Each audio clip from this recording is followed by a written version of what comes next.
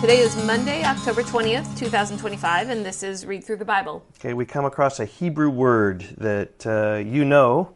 I do. You don't know a lot of Hebrew words, but No. you know this Hebrew word. No. So the word is Nabal, and that means... It means fool. Fool. And we're going to read today about a man named Nabal who is a fool. Okay? And if you have grown up in Sunday school, this is a story you might have read before, and it does speak about Abigail, the wise woman. Right. So this is 1 Samuel 25. Okay, here we go. All right. Now Samuel died, and all Israel assembled and mourned for him, and they buried him in his house at Ramah. So it's just one verse there. It's actually not even all of verse 1, but I think very significant that Samuel died. This is really the end of a big chapter of the era of the judges, and Samuel is the transition over to the kingdom era. But with Samuel, I'm sure it was very unsettling for him to die. He was kind of the spiritual rock. Yep, well respected. Yeah. Then David rose and went down to the wilderness of Paran. And there was a man in Maon whose business was in Carmel. The man was very rich. He had 3,000 sheep and 1,000 goats. He was shearing his sheep in Carmel. Now the name of the man was Nabal, and the name of his wife Abigail. The woman was discerning and beautiful, but the man was harsh and badly behaved. He was a Calebite. David heard in the wilderness that Nabal was shearing his sheep, so David sent 10 young men, and David said to the young men, "Go up to Carmel and go to Nabal and greet him in my name, and thus you shall greet him. Peace be to you, and peace be to your house, and peace be to all that you have. I hear that you have shearers. Now your shepherds have been with us, and we did them no harm, and they missed nothing all the time they were in Carmel. Ask your young men, and they will tell you. Therefore, let my young men find favor in your eyes, for we come on a feast day. Please give whatever you have at hand to your servants and to your son David." So just requesting hospitality there. Okay, verse 9. When David's young men came, they said all this to Naboth in the name of David, and then they waited. And Nabal answered David's servants, "Who is David? Who is the son of Jesse?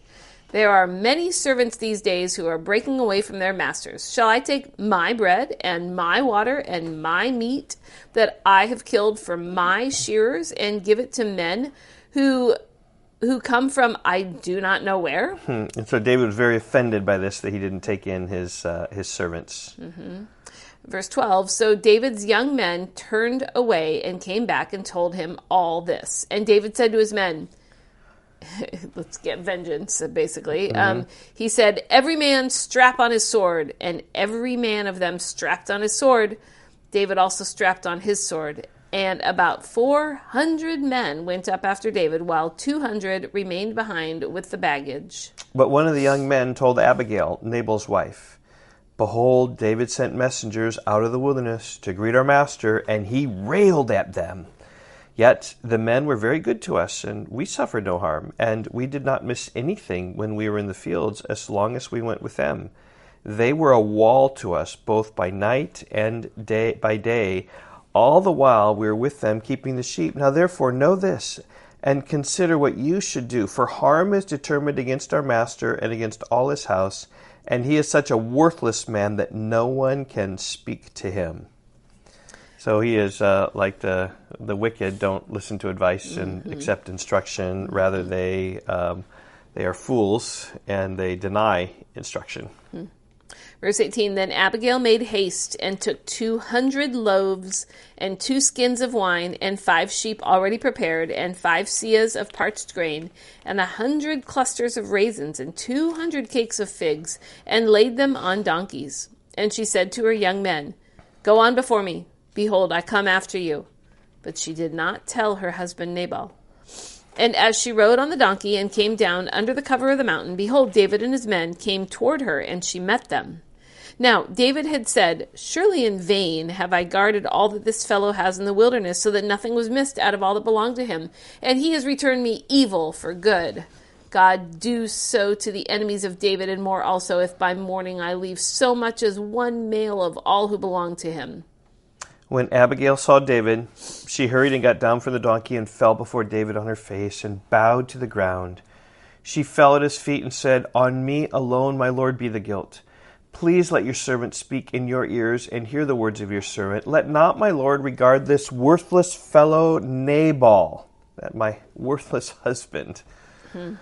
You remember back when Nabal and Abigail were described, Nabal was described in verse 3 about being harsh and badly behaved, and Abigail was discerning and beautiful. And so even here she confesses that. Verse 25, "Let not my lord regard this worthless fellow Nabal, for as his name is, so is he. Nabal is his name, and folly is with him. But I, your servant, did not see the young man of my lord whom you sent. Now then, my lord, as the Lord lives, as your soul lives, because the Lord has restrained you from blood guilt and from saving with your own hand, now then let your enemies and those who seek to do evil to my lord be as Nabal.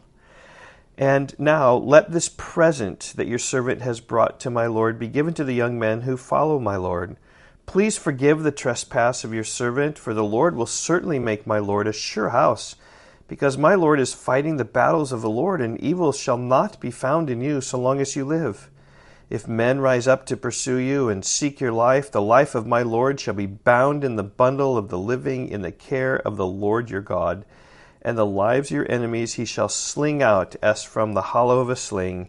And when the Lord has done to my lord according to all the good that he has spoken concerning you, and has appointed you prince over Israel, my lord shall have no cause of grief or pangs or of conscience for having shed blood without cause, or for my lord working salvation himself. And when the Lord has dealt well with my lord, then remember your servant." What a plea. Yeah, wow. Just bringing gifts and She's pleading very, the thing to be gracious very to him. brave, very bold, very rational. Very wise. Yeah. Verse 32, "And David said to Abigail, Blessed be the Lord, the God of Israel, who sent you this day to me. Blessed be your discretion, and blessed be you who have kept me this day from blood guilt and from working salvation with my own hand. For as surely as the Lord, the God of Israel, lives, who has restrained me from hurting you, unless you had hurried and come to meet me, truly by morning, there had not been left to Nabal so much as one male." I think that's key, verse 24, right? If you hadn't come, 34, yeah. 34, if you hadn't come, I would have destroyed everybody. Yeah. Then David received from her hand what she had brought him. And he said to her, "Go in peace to your house. See, I have obeyed your voice, and I have granted your petition." And Abigail came to Nabal, and behold, he was holding a feast in his house, like the feast of a king. And Nabal's heart was merry within him, for he was very drunk. So she told him nothing at all until the morning light. And in the morning, when the wine had gone out of Nabal, his wife told him these things, and his heart died within him, and he became as stone. And about 10 days later, the Lord struck Nabal, and he died. That's kind of strange. What does that mean? Yeah, maybe he had a heart attack. Maybe he had a stroke. Yeah. Maybe and couldn't move. But he became as stone. Yeah. 10 days later, he died, and the Lord was striking him. So David didn't strike him, but the Lord did. Verse 39, "When David heard that Nabal was dead, he said, Blessed be the Lord, who has avenged the insult I received at the hand of Nabal, and has kept back his servant from wrongdoing. The Lord has returned the evil of Nabal on his own head."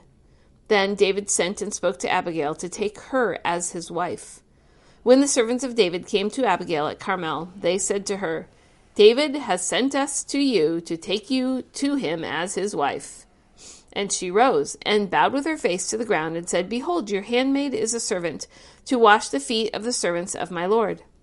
And Abigail hurried and rose and mounted a donkey, and her 5 young women attended her. She followed the messengers of David and became his wife. David also took Ahinoam of Jezreel, and both of them became his wives. Saul had given Michal, his daughter, David's wife, to Palti, the son of Laish, who was of Galim.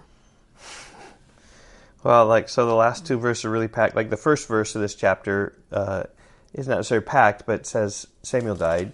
And these last ones just speak about David taking these wives, and Saul gave Michal, who helped him escape. Yeah. just gave her away to some other man. So it's sort of still like judges. They're doing everything that's right in their own eyes.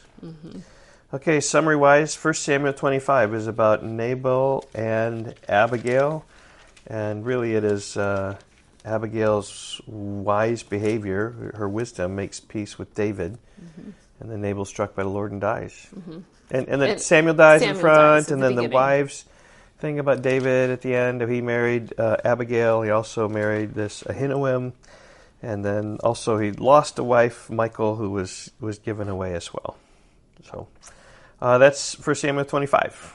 And we will see you tomorrow in 1 Samuel 26. Goodbye.